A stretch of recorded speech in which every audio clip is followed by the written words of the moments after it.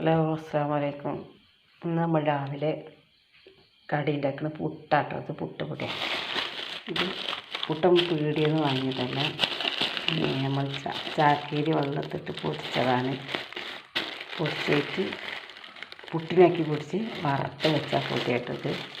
അതല്ല നമ്മൾ കടയിൽ നിന്ന് വാങ്ങണം അതേ പുട്ടിൻ്റെ മട്ടാരി. മട്ടാരിയിൽ ഉണ്ടാക്കിയ പുട്ടുപൊടിയാണ്. അത് ഞാൻ കുറച്ചെടുത്തേക്ക് കുതിർത്താട്ടിട്ടുണ്ട്.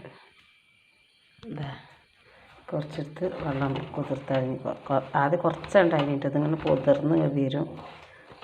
ഇനി നനവിലാറ്റ പൊടിൻ്റെ മാതിരി അതിന് കുറച്ചുകൂടി വെള്ളം പാർന്ന് തീർത്താൽ നല്ല സോഫ്റ്റായിട്ട് ഇനി പുട്ടുണ്ടാക്കുക. പുട്ടും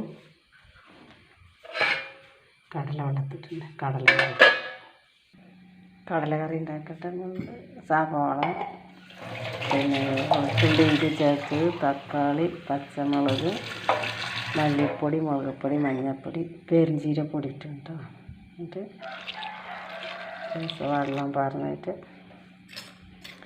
ലേശം ഉപ്പ് ഇട്ട് പാകത്തിന് ഉപ്പ് ഇട്ടിട്ട് 4-5 വിസിൽ മതിയാൽ നമ്മളെ കടലക്കറി റെഡിയാവും.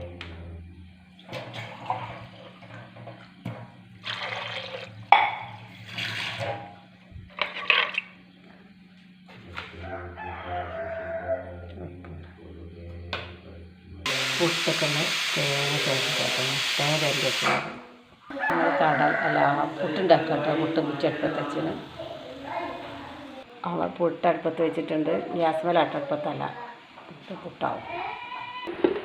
അപ്പം നമ്മൾ പുട്ട് റെഡി ആയിട്ടോ,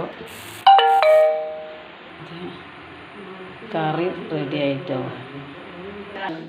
കടലക്കറി